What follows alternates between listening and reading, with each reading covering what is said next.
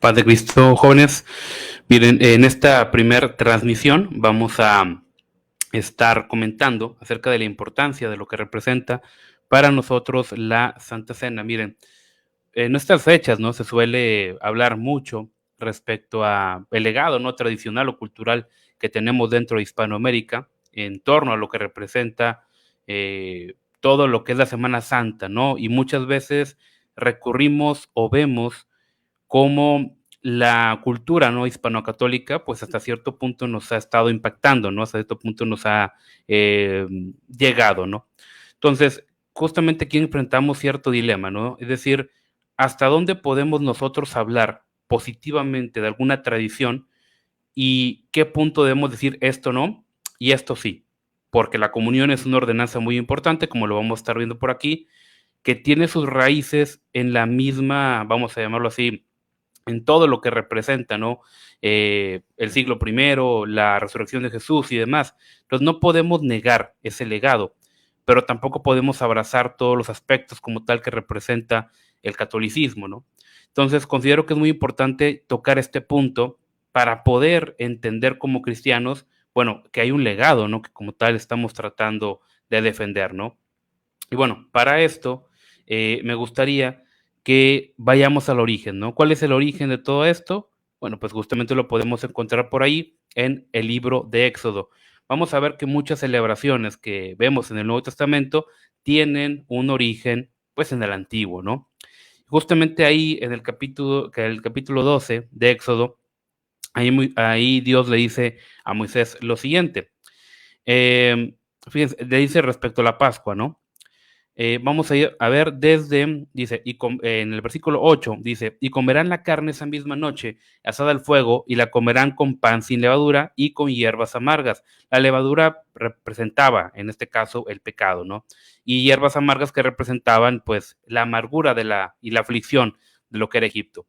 Dice, no comeréis nada de él crudo, ni hervido en agua, sino asado a fuego, tanto su cabeza como sus patas y sus entrañas, y no dejaréis nada de él para mañana, sino que lo que quede de él para mañana lo quemaréis en el fuego, y de esta manera lo comeréis. Ceñidos vuestros lomos, las sandalias en vuestros pies, y el cayado en vuestra mano.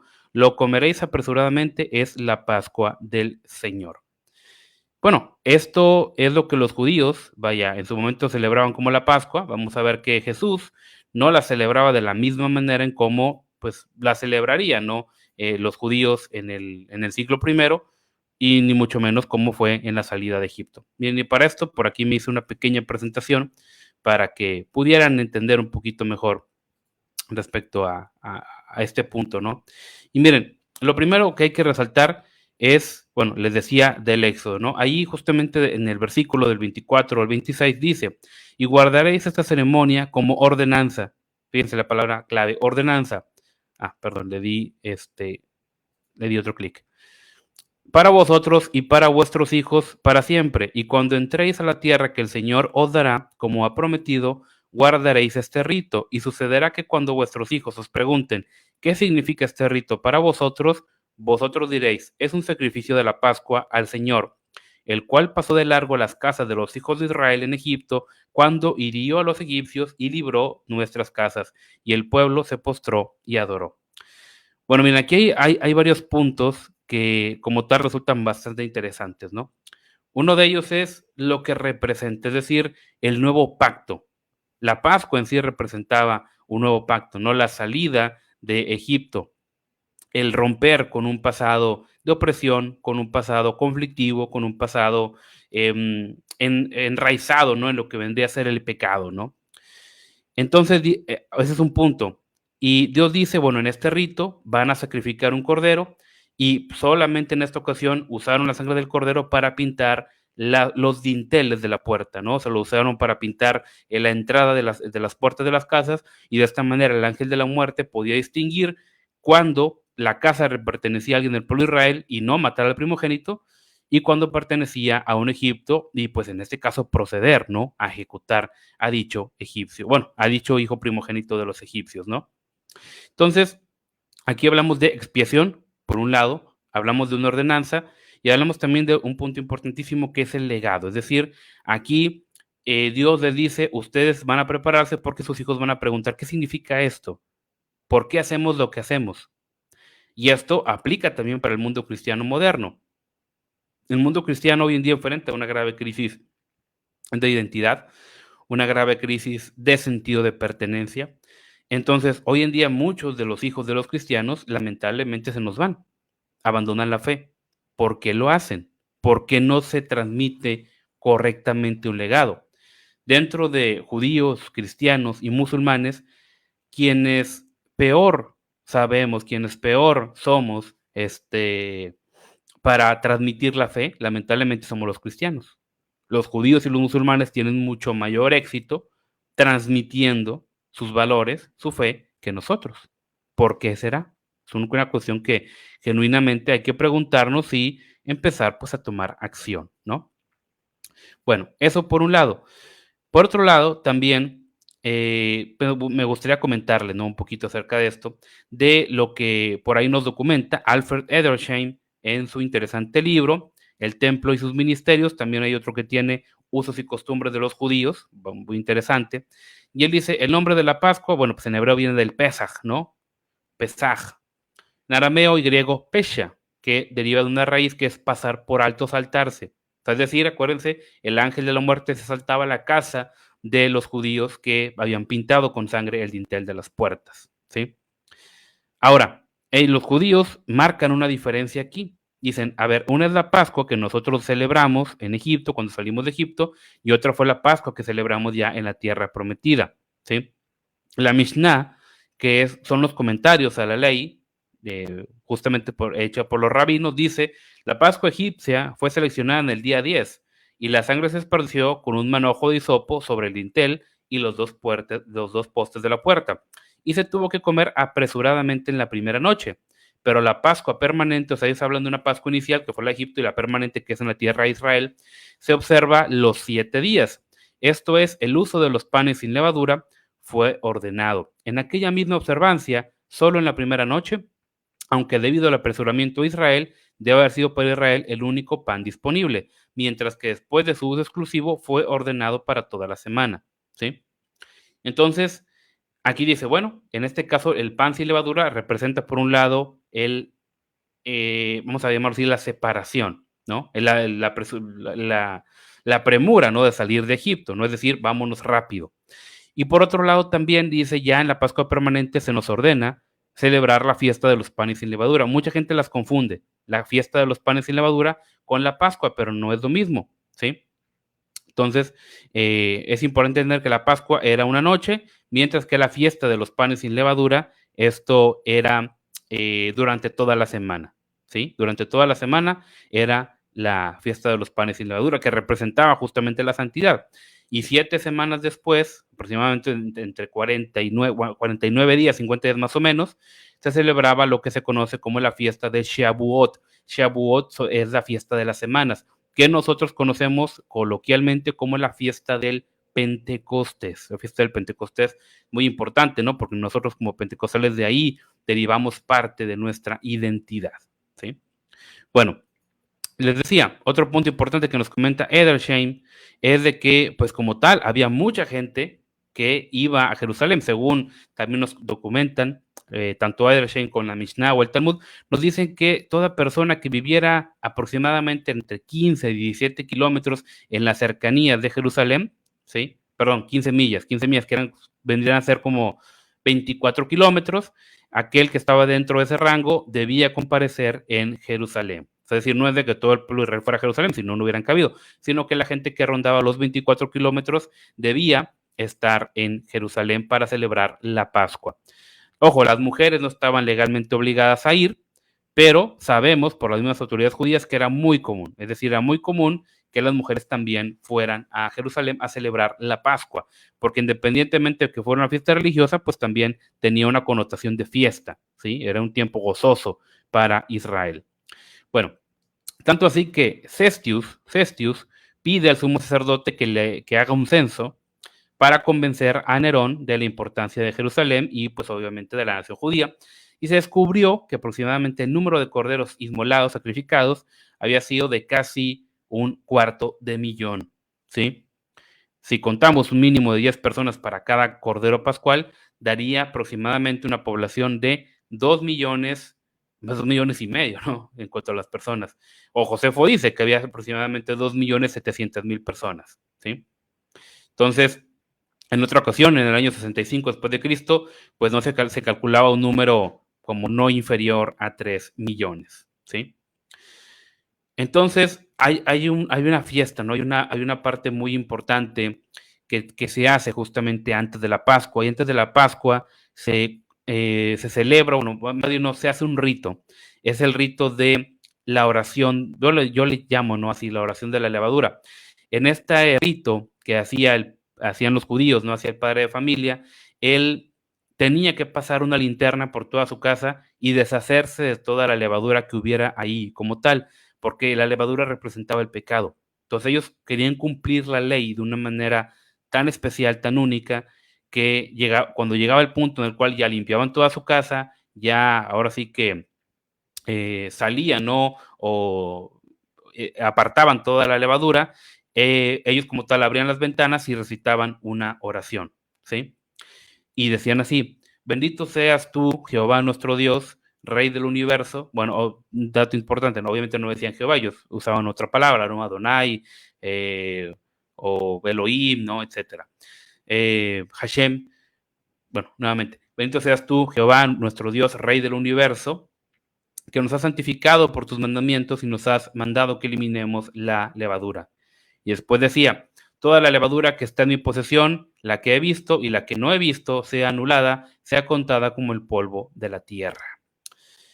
Entonces, es muy interesante, ¿no? Cómo los judíos procuraban, ¿no? Llevar a cabo todos estos rituales de una manera bastante minuciosa, porque para ellos era un tiempo de gran gozo, ¿no? Les recordaba la libertad, que ojo, pues lamentablemente en aquellos tiempos era una libertad que habían perdido, ¿sí? Bueno, estos son ahora sí que algunos datos, ¿no? Que podemos tomar respecto a la Pascua de aquellos días o cómo se preparaba la gente. También era muy importante que la gente subía a Jerusalén a purificarse y tenían esos famosos mikves, ¿no? Estos baños rituales. La gente iba a lavarse, la gente iba a purificarse porque querían celebrar la Pascua, porque era un periodo de gozo, era un periodo también de una celebración, tanto de un corte en cuanto a la identidad nacional de Israel, como una cuestión familiar, ¿no? Era muy importante ese tema de la familia. Hay más datos, ¿no? Que pudiéramos mencionar respecto a la Pascua de Jerusalén, como por ejemplo que todo residente de Jerusalén tenía que tener abiertas o tenía que tener puertas en las 4 esquinas de su casa, ¿no? En los 4 lados, dando a entender que podía recibir peregrinos de cada una de las ocasiones, y obviamente pues no se les cobraba, ¿sí? Si tú eres un peregrino, podías ir a Jerusalén y había muchos alojamientos, había mucha gente que prestaba sus casas para darte la bienvenida, porque era un periodo de gozo, era un periodo de alegría, no era un periodo en el cual ayudabas a tu hermano que estaba buscando santificarse y venir a Jerusalén a sacrificar, ¿no? Bueno, esto es en cuanto al siglo primero, ¿sí? En cuanto al siglo primero. También me gustaría tocar un punto también muy importante respecto a esto, y es cómo tal se daba la Pascua. Mira, en la Pascua tú tenías que seleccionar un cordero, bueno, usualmente la gente seleccionaba un cordero, y para asarlo no se asaba o no se preparaba como hoy, ¿no? Que tienes tu asador, ¿no? Etcétera. No, ellos usaban un asador que no tocara el cadáver. Ellos cuidaban mucho que el cordero como tal no se contaminara. Porque, ojo, no lo podías hacer en tu casa, tenías que ir al templo y los sacerdotes tenían que asártelo como tal, porque era todo un rito, o sea, no cualquier persona podía hacerlo. Tenías que ir al templo, ahí te asaban el cordero, era un asador que no tenía contacto con el animal, se pasaba por encima, ¿sí? Un asador que se pasaba por encima, y obviamente como tal era un proceso tardado, ¿no? Imagínense el trabajo de los sacerdotes, o sea, estar ahí todo el día asando animales para que se pueda llevar, en este caso, a celebrar la Pascua, ¿no? También es un punto importante que como tal, mediante se desarrollaba todo ese rito, pues obviamente la familia se preparaba, ¿no? Y mientras en Egipto, pues ahora sí que usaron una ropa de viajero, ¿no? Una ropa, vamos a llamarlo así, cómoda para poder viajar. En este caso, en la Pascua, en el siglo I, la gente usaba sus mejores ropas porque era un tiempo de fiesta, era un tiempo de alegría, un tiempo de gozo.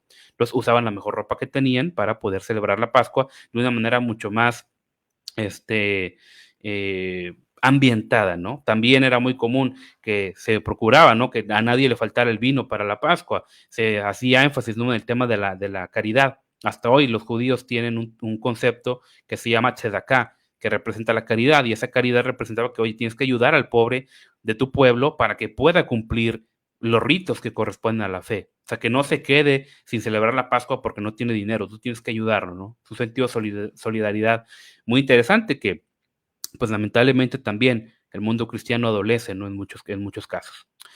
Bueno, ya propiamente para celebrar la Pascua, me gustaría que fuéramos por ahí al libro de Lucas y justamente el capítulo 22. En Lucas capítulo 22, creo yo que, obviamente también Mateo relata este punto, pero creo que Lucas lo hace un poco mejor, ¿sí?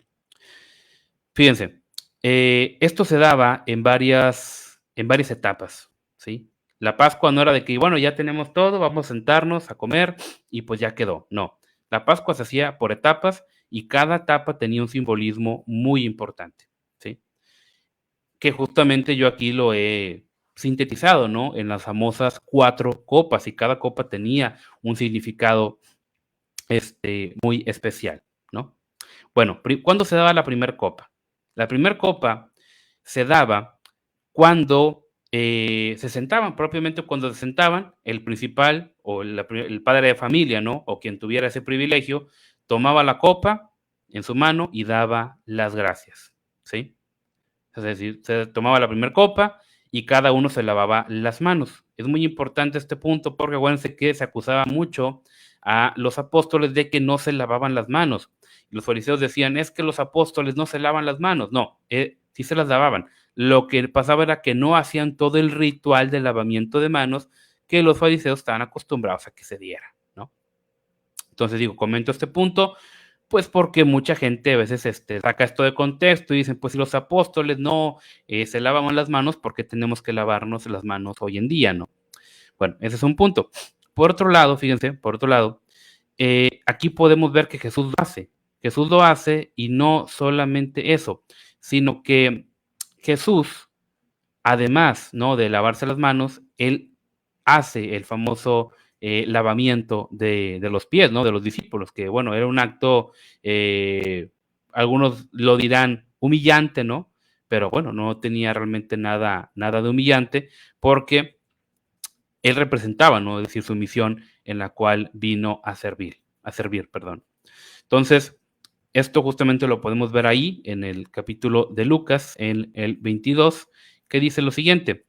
En el versículo 14, cuando llegó la hora se sentó a la mesa con él y con él los apóstoles y les dijo, intensamente he deseado comer esta Pascua con vosotros antes de padecer, porque os digo que nunca más volveré a comerla hasta que se cumpla en el reino de Dios. Y habiendo tomado una copa y después de haber dado gracias, dijo, tomad esto y repartirlo entre vosotros. Porque os digo que de ahora en adelante no beberé del fruto de la vid hasta que venga el reino de Dios. ¿Sí? Bueno, aquí justamente se da la primera copa en la cual el principal de la compañía pues da gracias, ¿sí? Da gracias en este caso a Dios y bueno, aquí se daba el inicio, ¿no? Y se lavaban las manos. Entonces Jesús cumplió con esto. Es muy importante, ¿no? Seleccionar este punto porque en muchas ocasiones vemos que Jesús hace cosas, pero no vemos por qué las hace. Bueno, si viéramos, si entendiéramos un poquito mejor cómo operaba o cómo funcionaba, ¿no? El siglo primero, nos podríamos dar cuenta que, pues efectivamente, Jesús hacía muchas cosas que tenían sentido para el mundo judío, ¿no? Del siglo primero, que ahora sí que si no lo conocemos, pues no vamos a entender completamente este punto, ¿no? Bueno, eso por un lado. Después pasamos a la segunda copa. Después de sus preparativos, ya se ponía la mesa de la Pascua y la persona más importante tomaba pues algunas de las hierbas amargas, ¿no? Y se las mojaba en agua salada y comía de ellas y le daba a los demás, ¿sí?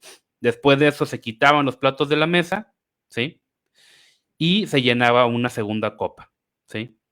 Y ojo, es muy importante porque en este punto, en la segunda copa, era cuando la ley judía le ordenaba al padre de familia que su hijo preguntara por qué estamos haciendo lo que estamos haciendo, ¿sí? Y aquí el padre les decía, mira, lo que estamos haciendo tiene un sentido muy especial porque estamos celebrando la Pascua. ¿Y qué es la Pascua? La Pascua es la conmemoración de que estamos siendo, hemos sido libres, no fuimos libres en este caso de Egipto, y como tal estamos celebrando dicha liberación. Y no solamente eso, sino que ellos también hacían mucho este énfasis, ¿no? De la futura liberación, porque ellos, si bien habían sido liberados de Egipto, estaban bajo el yugo romano, tenían un gobernante que no era judío, entonces pues ellos también, ¿no? Anhelaban esa independencia que tanto pues los ha caracterizado. Entonces, pues como tal, era un buen momento, ¿no? Para estar por ahí recordando y buscando reivindicar esa cuestión de la libertad, ¿no? Bueno, este es un punto muy, muy importante. Después de esto como tal, pues ya se tomaba la segunda copa, se lavaban las manos y se tomaba la segunda copa como tal, ¿sí? Bueno, esto es importante. Bueno, me gustaría también recordar que, que uno como cristiano también debería trabajar en este punto, ¿no? Uno como cristiano también debería de buscar, de ver la manera en la cual, pues, puede transmitir la importancia de la Santa Cena a las futuras generaciones, ¿no? Es algo sumamente importante porque les digo, realmente, pues, adolecemos, ¿no? De diversos elementos en cuanto a la identidad, entonces considero muy importante que, pues, así como los judíos, ¿no? Repiten este rito y dicen, a ver, esto lo hacemos por esto, pues también nosotros seamos capaces, ¿no? De poder transmitir correctamente algo tan importante como lo es la comunión, ¿sí? Bueno, aquí también se partía el pan, ¿sí? En la segunda copa. ¿Y por qué se partía? Porque era el pan de la pobreza. Dice, el pan, los pobres no tienen para comprar un pan entero, solamente pueden comprar pedazos de pan. Por lo tanto, el pan se partía. Es decir, era un recordatorio de humildad.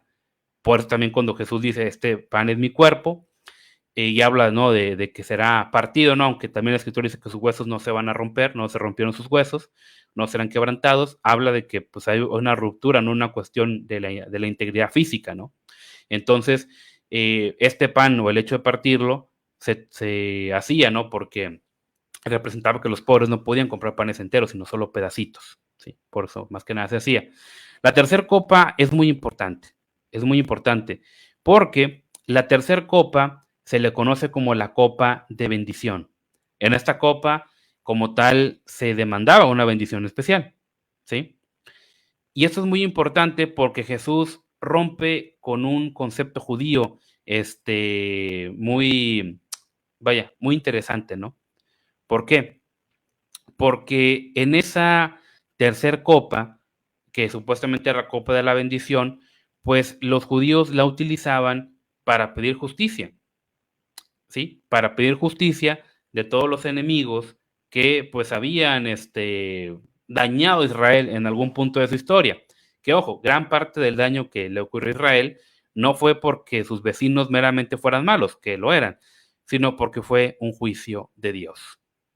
Entonces, Jesús toma, es decir, más que bendecir la copa, en esa copa se pedía justicia, se pedía castigo sobre los enemigos, ¿no? O sea, es decir, se pedía juicio, se pedía venganza, ¿sí? Es muy importante esto.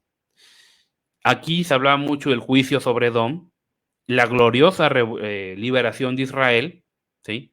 Por eso en cada, hasta hoy en día, ¿no? En cada hogar judío, cuando se celebra la Pascua, después de que se bebe la tercera copa o la copa de bendición, se abre una puerta para dar la entrada al profeta Elías como precursor del Mesías y se leen pasajes que predicen la destrucción de todas las naciones gentiles, ¿sí? Entonces es un punto importante, ¿no? Porque mientras el pueblo de Israel pide la destrucción de sus enemigos, vamos a ver qué es lo que dice Jesús, ¿sí? Dice lo siguiente, dice, bueno, voy a leerles desde el pan, desde el 19, y habiendo tomado pan, después de haber dado gracias, lo partió y les dio diciendo, esto es mi cuerpo que por vosotros es dado, haced esto en memoria de mí. De la misma manera tomó la copa después de haber cenado, diciendo, esta copa es el nuevo pacto en mi sangre que es derramada por vosotros.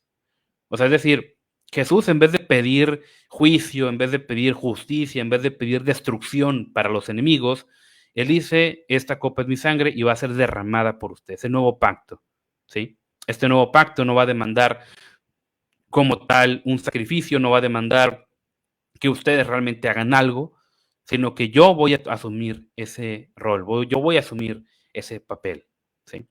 Que, bueno, lamentablemente hoy en día mucha gente no lo sabe valorar, ¿sí?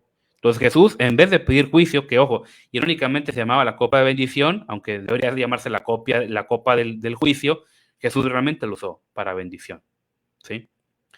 Ahora, el vino era un punto muy importante, no estaba estrictamente ordenado por la tradición y según el Talmud de Jerusalén, tenía como razón no expresar el gozo de Israel en la noche de la Pascua, ¿sí? Entonces, tanto así que incluso el templo tenía un cepillo, bueno, no tiene cepillo para pelo, vamos a llamarse un recipiente, y en ese recipiente los pobres debían, ahí los ricos, ¿no? Depositaban sus ofrendas para los pobres, y si algún pobre no tenía para vino en la cena de la Pascua, de ahí se debía sacar dinero y se le debía dar para que tuviera vino en la cena pascual, porque era un punto muy importante, todo Israel debería estar gozoso, ¿sí? Luego, después de este punto, después del pan, y dice, toman este pan que es mi cuerpo, tomen esta copa que es mi sangre, que va a ser derramada en este nuevo pacto, ¿no? A símbolo de Cordero Pascual. Después de eso se tomaba la cuarta copa. Y en esta cuarta copa se cantaba la segunda parte del canto, que era el Jalel. El Jalel era parte de los salmos 115, 106, 107 y 118, que se conocía, ¿no?, como la bendición del cántico. Por eso, la Biblia dice, ¿no?, que después de haber cantado el himno, bueno, ¿qué himno cantaron? Bueno, cantaron los salmos, ¿no? Los judíos hasta la fecha, hoy en día cantan los salmos, ¿sí? Entonces, esto es muy importante, ¿no? Porque este nuevo pacto es en el que estamos nosotros. Hoy en día mucha gente ve todo esto de la comunión, la Santa Cena, y dice, bueno, pues es algo X, ¿no? Es algo que recordamos y lo hacemos y etcétera. No, es un punto muy importante, porque Jesús, si se fijan, Jesús solamente dijo o expresó tres cosas centrales, ¿no? Una de ellas, amarás al Señor tu Dios con todo tu corazón, con toda tu alma y con todas tus fuerzas, y a tu prójimo como a ti mismo. Esa fue una. Dijo, en esto se resume toda la ley y los profetas. Segundo, bautícense. Ir por todo el mundo, predicar el Evangelio, ser discípulos y bautizarles en nombre del Padre, del Hijo y del Espíritu Santo. Número 3, ¿qué le dice? Hagan esto en memoria de mí. Celebren la comunión, celebren la Santa Cena. Es una ordenanza muy importante. Por lo tanto, toda iglesia que no celebra la Santa Cena, toda iglesia que no conmemora esto, no es cristiana, porque no está obedeciendo a las palabras de Jesús. Jesús precisamente dijo, bautismo y recuerden la cena, la Santa Cena, la comunión, ¿sí? Y todo aquel que no lo haga, perdón, pero no puede ser llamado cristiano, porque no está cumpliendo con una ordenanza sumamente relevante para el pueblo de Dios, ¿sí? Entonces, así como los judíos celebraban la Pascua de una manera solemne, de una manera gozosa, así también nosotros debemos celebrar la comunión, debemos celebrar la Santa Cena de una manera gozosa, de una manera armoniosa y de una manera solemne, ¿sí?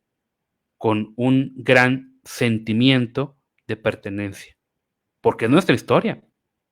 Por 2000 años se ha celebrado esto. Es nuestra conexión histórica con la fe cristiana. El cristianismo no nació ayer. Tenemos 2000 años de historia. Que no hablemos de historia es otra cosa y es un gran problema, pero ya después hablaremos de eso. Entonces, celebrar la comunión es volver, es recordar aquellos tiempos de los antiguos. Así como los judíos recuerdan a Moisés, así nosotros debemos recordar a Jesús y los apóstoles y todo aquello que ocurrió allá a mediados del siglo I, ¿sí? Ahora, esto es algo muy importante. Yo como evangélico, nosotros como evangélicos, celebramos la comunión y decimos que es una ordenanza, pero hay diferentes posturas respecto a esto. Hay 4 principalmente, ¿no? Una es la doctrina católica de la transubstanciación. Y ustedes me preguntarán, oye, ¿pero qué es eso de la transubstanciación? Les voy a explicar bien rápido porque realmente no es mi interés en, vamos a llamarlo así, en profundizar, ¿no?, en esos temas, porque si no, nada más en la pura transubstanciación no acabamos y ya llevo media hora. Entonces, la transubstanciación es esta idea que el cuerpo y la sangre de Jesús son literalmente el vino y la hostia. Es decir, que el sacerdote tiene el poder para hacer bajar el cuerpo de Cristo y posarse sobre la hostia, y es literalmente el cuerpo de Cristo, y que el vino literalmente es la sangre de Cristo, ¿sí? Ahora, esto obviamente representa un problema, y ustedes se preguntarán, pero ¿cómo llegaron a eso? O sea, ¿cómo es posible que hayan llegado a esa situación? Bueno, para esto, les voy a explicar así, bien rápido, un punto que comenta por ahí el historiador Justo L. González en su libro La historia del cristianismo. ¿Qué es lo que él nos comenta esto en cuanto al tema de la transubstanciación? Que, ojo, esta doctrina fue definida o fue promulgada oficialmente hasta el año de 1215. O sea, es decir, esto ocurrió casi 1100 años, 1150 años de que la Santa Cena como tal ocurriera. Entonces, no es algo realmente antiguo, o sea, realmente es algo que tiene su tiempo, ¿no? Pero ¿cómo llegaron a esto? ¿Cómo llegaron a decir en el año 1215 que había una transubstanciación? O sea, es decir, que Cristo literalmente bajaba, se posaba en el pan y en el vino y que eso se lo comían. ¿Cómo se les ocurrió eso? Bueno, aquí es un punto importante porque para esto tenemos que remontarnos, ¿no? Tenemos que irnos a la arquitectura medieval. Así bien rápido les voy a explicar este punto. Al principio podemos ver que la iglesia primitiva cómo enseñaba, lo hacía a través de la escritura. Incluso cuando Pablo va a Berea, Pablo alaba, ¿no?, la posición de los bereanos, ¿no?, por así decirlo, porque cuando Pablo empieza a predicar, ve que ellos empiezan a comparar lo que él dice con la Biblia, con la escritura. Y Pablo dice, a ver, qué bueno que ellos hagan esto, que no se dejen llevar porque alguien venga y les sale bonito, sino que ellos realmente están procurando llevar bien las cosas, ¿no? Ir a la escritura. Entonces, vemos que durante los inicios, ¿no?, del Nuevo Testamento, la gran mayoría de los líderes de la iglesia pues eran judíos. ¿Y cómo enseñan los judíos? Con la escritura, enseñando a leer y a escribir. Hasta la fecha son el grupo religioso que está mejor educado. Pero llegó un punto, sobre todo después del siglo I, el siglo II, cuando ya pues hubo esa ruptura formal, ¿no?, entre los cristianos y los judíos, y ya no hay este impulso por la escritura, sino que empiezan a enseñar de una manera pues más helénica. ¿Qué es helénica? Vamos a llamarlo así, a la manera de los griegos. Y si los judíos ponían el énfasis en la escritura, en la palabra, en lo escrito, los griegos enseñaban con imágenes. Entonces la iglesia empezó a usar imágenes, no para adorarlas, para enseñar. Así como los niños hoy en día les pones que el arca de Noé y que Moisés abrió el mar rojo y etcétera. Bueno, así antes, con dibujitos, con imágenes, se les enseñaba a la gente. Y esto llegó a un punto en el cual, en la Edad Media, en Europa, se empezó a hacer que las catedrales fueran un símbolo, ¿no? Las catedrales eran el símbolo de lo que ocurría, ¿no? Por así decirlo, ¿no? Eran el símbolo de la santidad, ¿no? Era un lugar donde la gente podía refugiarse, no solo visualmente, sino también, pues, espiritualmente, entre comillas. Entonces empezaron a adornar las catedrales de tal manera que las catedrales, por así lo emularan o trataran de ser una especie de Biblia arquitectónica, ¿no? Es decir, que tú a través de las esculturas, a través de los vitrales, a través de la arquitectura, tú pudieras ir relacionando ciertos conceptos bíblicos. Y esto, si bien produjo una arquitectura preciosa, ¿no?, hermosa, las catedrales son algo maravilloso, si bien esto fue detonando en que mucha gente, en lugar de aprender, empezó a adorar esas cosas, empezaron a adorar imágenes. Y esto poco a poco fue detonando en que dijeran, a ver, pues si la iglesia es una especie de Biblia viviente y la iglesia las imágenes son la Biblia del pueblo, ¿por qué no empezar a relacionarlo con un sacrificio? Es decir, ¿por qué no empezar a decir que así como la iglesia no es un templo, la iglesia, el lugar físico, perdón, sí, el templo, no la catedral, es un lugar en el cual emula la Biblia? ¿Por qué no también argumentar que aquí adentro se produce un sacrificio? ¿Y cuál es el sacrificio? El cuerpo de Cristo, ¿sí? Entonces, a partir de ahora, a Cristo lo sacrificamos aquí de una manera incruenta, o sea, no dolorosa, ¿sí? Y la Iglesia Católica, pues lo hace un sacramento, o sea, lo hace algo fundamental dentro de su fe, uno de los 7 sacramentos que tienen ellos, ¿no? Que Cristo es sacrificado ahí en el templo, en la catedral, y que Él baja del cielo y se convierte literalmente en el cuerpo y en la sangre. Y para esto ellos usan o echan mano de las categorías de Aristóteles, y que Aristóteles habla de varias categorías. Una de ellas es la substancia, la esencia y los accidentes. Entonces ellos dicen, a ver, ¿qué es la esencia? La esencia es algo que hace que algo sea algo. Por ejemplo, ¿cuál es la esencia del ser humano? Podemos decir que es el alma, ¿no? No la movilidad, no el olfato, no la vista, porque yo puedo perder eso, ¿sí? La esencia es algo que no se puede perder, porque se pierde algo, deja de serlo. Si yo muero, pierdo mi alma, entonces ya dejo de estar vivo, ¿no? Es lo que me hace humano, en ese caso estar vivo, ¿no? Entonces, la esencia es el componente principal, por así decirlo, es la chispa, ¿no? Ese elemento vivificador que hace que algo sea algo. Entonces ellos dicen, cuando se produce la misa, se hace un sacrificio incruento, y en ese sacrificio incruento, el cuerpo de Cristo baja y se convierte en el pan y en el vino, pero no cambian los accidentes. ¿Qué son los accidentes para Aristóteles? Bueno, para Aristóteles los accidentes es esta idea de, vamos a llamarlo así, los atributos de los cuales puedes prescindir. Por ejemplo, un accidente en el ser humano, para Aristóteles, puede ser el cabello. Tú puedes tener o no tener cabello y eso no te hace ni más ni menos ser humano. Es un accidente, ¿sí? Algo exterior. Algo que si tú lo pierdes, no afecta tu esencia.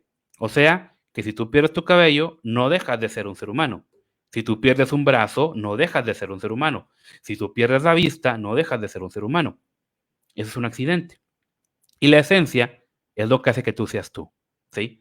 Entonces ellos dicen, a través de las categorías aristotélicas, la Iglesia Católica dice, el cuerpo y la sangre de Cristo cambian su esencia, pero no sus accidentes. O sea, exteriormente es pan y vino, exteriormente, pero en esencia es el cuerpo y la sangre de Cristo.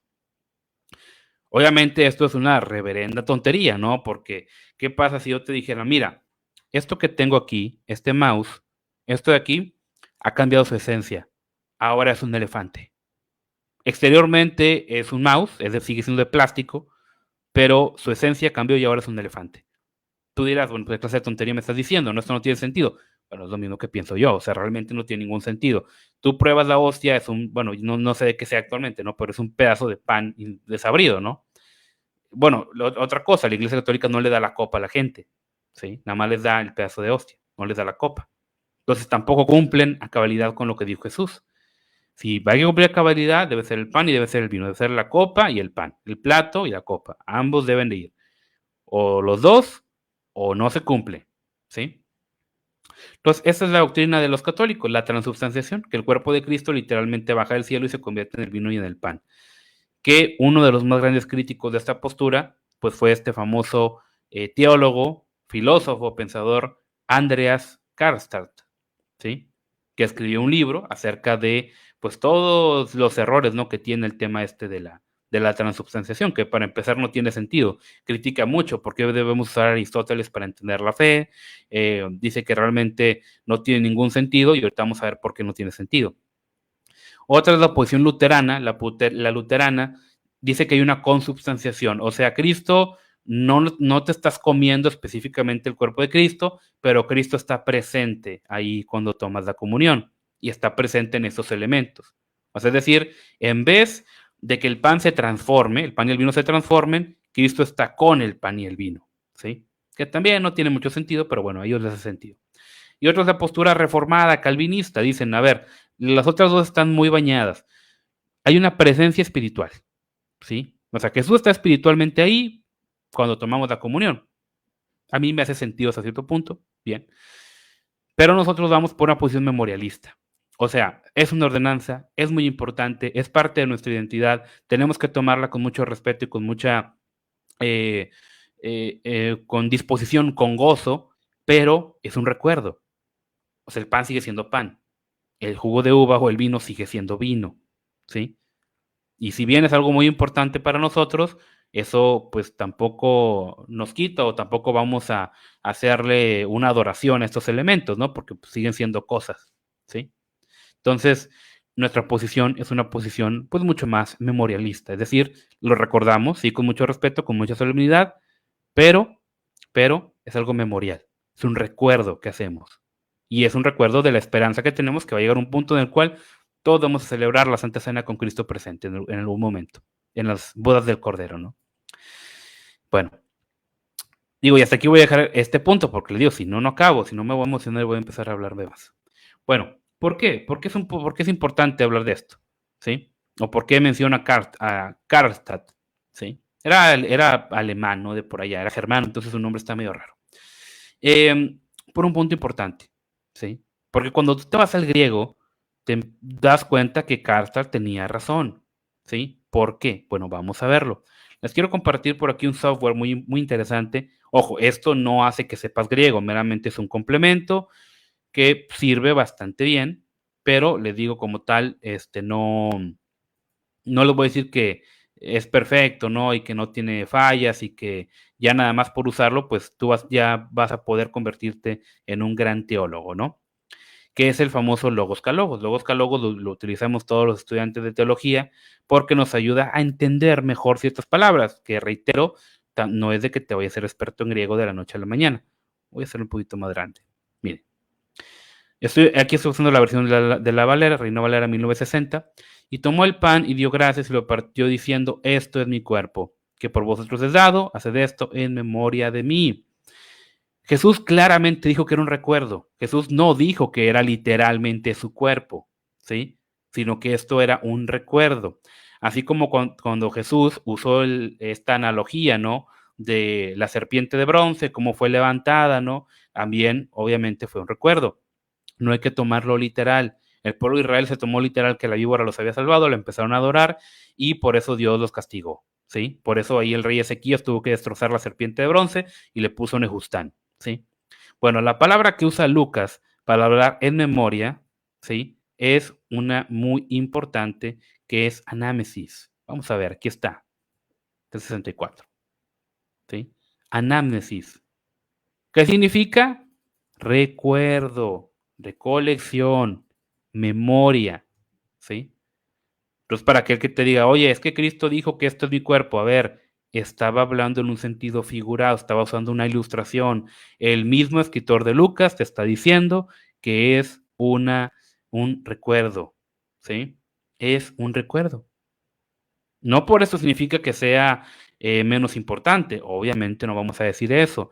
No por eso significa que es cualquier cosa. No, no, no, no, no. Es un punto muy importante, es un punto sumamente relevante, pero pues en este caso el griego es muy claro y nos está diciendo que pues específicamente esto como tal pues es un recuerdo, ¿no? Lo estamos haciendo en memoria de, ¿sí? En memoria de, ¿ok? Bueno, otra palabra también que en algún momento se utiliza es de que se les dice oye, es la Eucaristía. ¿Qué es Eucaristía? Bueno, viene del griego Eucharistia, que significa, bueno, Eucaristía, que significa dar gracias. Simplemente significa dar gracias, ¿sí? O agradecimiento. Por ejemplo, fíjense, habiendo dado las gracias, dio las gracias. Usó la palabra Eucaristeo, que es ser agradecido, gratitud, dar gracias antes de comer. No, es que la Eucaristía es algo sumamente, no niego que sea importante, no niego que haya que dar gracias, pero es algo que se usa pues para dar gracias para comer, ¿no? O sea, así como tal. Tampoco vamos a andar añadiéndole no cosas que pues, realmente no, pues no tiene sentido, ¿no? Entonces, esto es sumamente relevante porque también podemos ver que se usa en otras escrituras. Por ejemplo, Pablo lo usa ahí en Corintios, pero más relevante para que eso tenga sentido, ahí en Primera de Timoteo vamos a ver que también utiliza esta palabra, ¿no? Vamos a ver Primera de Timoteo 4:4, dice lo siguiente, porque toda creación de Dios excelente y nada arrojado hacia fuera con acción de gracias, ¿sí? Acción de gracias. Eucaristía, otra vez. ¿sí? Entonces vamos a tomar literalmente lo que 1 Timoteo 4, aquí 4:4, y vamos a dar gracias por todo, ¿no? O sea, todo lo vamos a santificar. Pues no, ¿verdad? No tiene sentido. La palabra Eucaristía meramente es dar gracias. No vamos a hacer menos esto, pero tampoco tenemos por qué andar viendo cosas donde no son. Eucaristía es dar las gracias, ¿no? Como cuando damos buen provecho, ¿no? Por comer. Cuando damos gracias a Dios por poder comer, ¿no? Es algo, sí, muy importante, pero pues no por esto vamos a andar ahí diciendo, ay, no, es que la Eucaristía me da poderes espirituales, ¿no? Y es algo literal y es un sacrificio incruento, ¿no? Y cuánta cosa. Otro punto importante, la Iglesia Católica, cuando daba, ¿no? Esa famosa misa tridentina, lo que hacía era que el sacerdote le daba la espalda al pueblo. El sacerdote le daba la espalda al pueblo y ofrecía la Eucaristía en el altar, ¿sí? O el panecito en el altar, y él daba su discurso en latín. Nadie lo entendía, ¿no? Entonces, emulando, ¿no? El antiguo sacrificio, cuando el sacerdote en el templo allá en Jerusalén le daba la espalda al pueblo para ofrecer el sacrificio. A ver, alguien dígales que el velo del templo se rasgó. Alguien dígales que ya no es necesario hacer más sacrificios, ¿sí? Incluso esta idea, ¿no? De decir que siempre que se lleva la misa se está sacrificando a Cristo, es una blasfemia, ¿no? Es como decir que el sacrificio de Cristo en la cruz no fue suficiente. Es como decir que todavía le faltó.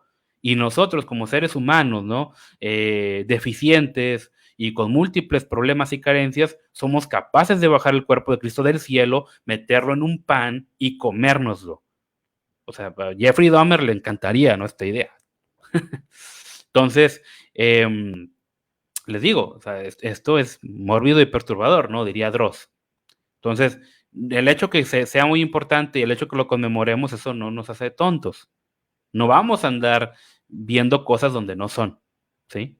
Entonces, es muy importante entender nuestros términos para no caer en exageraciones. Cuando Cristo dice, este es mi cuerpo, está hablando de mi cuerpo terrenal. Incluso ahí en griego no hay una diferenciación. En cuando hablo del pan, ahí hace un espacio, y luego empieza otra oración y dice, este es mi cuerpo, ¿sí? Eso ya tiene que ver con el estudio del griego, ¿no? Y digo, todo esto que les digo no es algo que yo me haya inventado. Esto está muy bien documentado por Carstart en su libro acerca de la Eucaristía. Lo tengo en inglés, si lo quieren, pues se los puedo compartir, no pasa nada. Ahí lo van traduciendo con Google o con DeepL, ¿sí? Muy bien. Bueno, aquí también en Corintios vemos que Pablo usa la misma palabra, ¿no? La copa de bendición que bendecimos, aquí podemos ver qué palabra usa, eulogia, hablar bien, elegancia de lenguaje, con elogio, ¿sí? Entonces vemos ya eulogia, eucaristía y eucaristos, ¿sí? Ahí en 1 Timoteo 4:4, ¿no? Entonces, eulogia, eucaristía, que reitero, meramente pues, es dar gracias, ¿no? Aquí podemos ver también otra, estamos bendiciendo, eulogeo, hablar bien, sentido religioso, ¿no? O sea, aquí Pablo está diciendo, muy claro, ¿no? En este punto, que estamos bendiciendo, estamos participando de algo espiritual muy importante, que pues es la comunión con Dios. Estamos recordando un evento de connotación espiritual, pero no nos estamos comiendo literalmente a Cristo, ¿no? Nuevamente, si te vas ahí a 1 de Timoteo 4:4, nos vámonos al 3:1 antes, ¿no? Está hablando, se prohibirán casarse. Pablo aquí da algunas advertencias, ¿no? ¿Quién prohibió casarse? Pues también la Iglesia Católica, ¿no? Con eso el celibato. Prohibirán casarse y mandarán abstenerse de alimentos que Dios creó para que con acción de gracias participasen en ellos los creyentes y los que han conocido la verdad. Está hablando de la comida, ¿sí? Porque todo lo que Dios creó es bueno y nada de desecharse y se toma con acción de gracias. O sea, está hablando de la comida. Dios creó la comida y no vamos a andar despreciando el pescado, el puerco, etcétera, porque Dios creó todo. Y usa esta palabra, ¿sí? Eucaristía, perdón, dije Eucaristos, era Eucaristía, ¿sí? Entonces veamos que Dios habla de bendición para comida en general, ¿sí? Entonces no tenemos por qué andar ahí viendo cosas donde no son. Bueno, muy importante este punto. Bueno, ya una vez que dejamos claro este punto, ¿no? Que no vamos a andar diciendo que nos comemos a Cristo literalmente, porque pues así no se sostiene en el texto, vamos a proceder ya con los últimos puntos, ¿no? Bueno, esta palabra no es sumamente importante, ¿no? El griego es muy claro cuando nos dice que es recuerdo, amnesis. Bueno, la siguiente, bueno, obviamente Mateo, Marcos y Lucas usan la palabra eucaristeo, que es lo que les decía. Pablo, ahí en 1 Corintios 10:16, usa eulogeo, ¿sí? Y bueno, y 1 Timoteo 4:4 usa eucaristía. En este caso vemos como la misma palabra que usa para comida o para gratitud puede ser usada para darle gracias a Dios, ¿sí? Pues dando a entender que, pues como tal, no tiene sentido, ¿no? Andar queriendo consagrar esto. Ahora, ¿cuál es nuestra posición como Iglesia Apostólica? Aquí lo es muy claro, ¿no? Dice, creemos en la práctica literal de la Cena del Señor, o sea, literal, o sea, hay que tomar el jugo. Bueno, aquí hay otro debate, ¿no? ¿Debe ser vino o jugo de uva? Nosotros, por las connotaciones sociales en las que vivimos, usamos jugo de uva, pero la iglesia primitiva sí usaba vino, ¿sí? Es vino, vino, vino. Obviamente, el vino kosher o el vino de mesa no era un vino diseñado para que te embriagaras tan fácil. También era muy común que los judíos pues le pusieran agua al vino para que pues, no embriagara de esa manera, ¿no? Porque hasta los niños tomaban de él. Entonces, el hecho de que no se tome vino es por una connotación pues más que nada cultural, ¿no? O sea, como vivimos en una sociedad muy dañada por el alcohol y demás, no usamos vino en la Santa Cena, pero digo, los judíos, digo, los cristianos de otros países, ¿no? En Europa y demás se usa vino. Los judíos hasta la fecha siguen usando vino en la Santa Cena, ¿sí? Oye, que una iglesia puede usar un jugo kosher o algo así, también lo pueden usar, pero honestamente a mí me da cierto cuidado cuando ya empiezan a meter otras cosas porque hay gente que a veces quiere judaizar, o sea, quieren como que "Ay, vamos a celebrar la Pascua", o literalmente, a ver, no somos judíos, ¿no? Los judíos celebran la Pascua, es parte de su herencia, es parte de su tradición. Nosotros tenemos otra tradición, ¿no? Que seguir, ¿no? Bueno, es un punto muy, muy importante. Es una ordenanza. Esta ordenanza se va a usar pan sin levadura. Fíjense, este punto hay que reivindicarlo. Este es un punto que hay que reivindicarlo y creo yo que hay que poner el dedo en la llaga. La Santa Cena es sumamente importante y sumamente relevante y tenemos que tratarla como tal. Así como los judíos hacen una oración y se limpian de toda levadura, así nosotros, el pan que usemos en la Santa Cena no debe ser cualquier cosa, no le vayan a meter cualquier mugrero, ¿sí? Incluso por ahí supe de unos herejes que le andaban metiendo galletas saladas. No hagan eso, gente, ¿sí? No hagan eso. El pan debe ser hecho, usualmente, ¿quién lo hace? La esposa del pastor o la esposa de algún ministro. Se debe hacer un pan con así como harina, agua caliente, aceite de oliva, un pan sin levadura, ¿sí? Y se debe partir en ese momento. Así como Jesucristo lo partió, se debe llevar el pan íntegro y los ministros deben partir ese pan, ¿sí? Entonces, eso debe ser ordenado, digo, eso debe ser llevado, ¿no? Con mucho temor y con mucho temblor, porque estamos celebrando una ordenanza. Otra ordenanza que también pudiéramos hablar es el bautismo, ¿no? Jesús dejó claramente, hay que bautizar. Bueno, así como es algo muy importante y muy solemne el tema del bautismo, así también nosotros tenemos que tenemos que usar este pan y debe ser hecho, ¿sí? No debe ser ahí de que compro cualquier cosa y ahí mero, no, no, no, debe ser hecho. Y preferentemente debe ser, digo, la esposa del pastor, la esposa de algún ministro, debe ser en ayuno, se debe orar mientras se está haciendo. Hay que reivindicar la sacralidad, gente. O sea, estamos en una crisis ahorita y hoy en día muchas iglesias parecen clubes sociales que humo y que luces, no, no. ¿Y dónde quedó la sacralidad? ¿Dónde quedó ese sentido de solemnidad? ¿Dónde quedó nuestra tradición? ¿Dónde quedó nuestra identidad? Bueno, justamente la comunión nos proporciona la oportunidad para reivindicar nuestra identidad, para reivindicar lo que somos, ¿sí?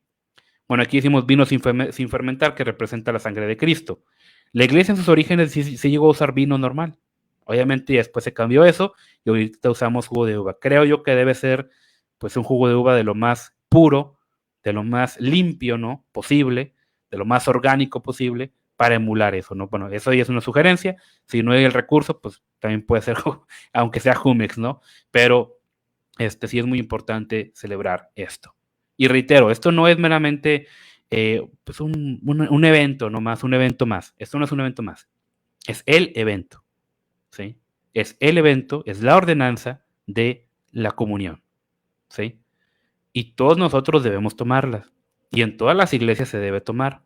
Porque les reitero nuevamente, aquella iglesia que no celebra la comunión, que no lo hace así, el pan, el vino, y siguiendo bien las cosas, esa no es cristiana, ¿sí? Una iglesia que no hace esto no es una iglesia cristiana. Una iglesia que rechaza el legado, es una iglesia que está rechazando su historia y está haciendo a un lado, ¿sí?, todo lo que representa, vamos a llamar así, el sacrificio de Cristo, ¿sí? Muy, muy importante que no lo hagamos a un lado. Ahora, es una ordenanza, Cristo lo ordenó. Hay otros que dicen que es un sacramento. ¿Por qué estamos en contra de usar la palabra sacramento? Bueno, para empezar, yo les pregunto a ustedes, ¿no? Bueno, que ahorita no hay nadie, ¿no? Pero lo van a ver después. ¿Qué es un sacramento? Pregunta, ¿qué es un sacramento? Pregunta al aire, ¿no? Piénsenlo unos segundos. ¿Qué es un sacramento? Y antes de que se vayan a Google o antes de que se vayan al diccionario a buscar, échenle coco. ¿Qué es un sacramento? ¿Sí? ¿Y por qué nosotros decimos que es una ordenanza y no un sacramento? ¿Sí? ¿Por qué? Bueno, porque dentro, ¿no?, de la religión católica, que es donde está más arraigada la palabra sacramento, pues significa que como tal es un elemento visible y espiritual de la obra de Dios, ¿sí? O también podríamos decir que es una manera en la cual interactuamos con una cosa santa. Ahora, sacramento viene del latín que significa sacramentum, ¿sí? Que significa hacer sagrado. Era algo que usaban o era una manera en cómo juraban los soldados del ejército romano. Andreas von Karstadt hace una anotación que a mí me parece muy interesante, ¿no?, en cuanto al tema del sacramento. Y él dice, o él lo comenta, que los judíos dicen que sacramento viene del hebreo, que en alemán se podría entender como una imagen falso ficticia, que viene de dos palabras. Una es seker, que significa falso, ficticio, inútil, y ment, seker ment, que significa imagen. No sé ustedes qué confianza les dé que sacramento signifique seker ment, o sea, imagen inútil, imagen falsa o imagen ficticia, ¿sí? Entonces, eso dicen los judíos que significa sacramento, ¿sí?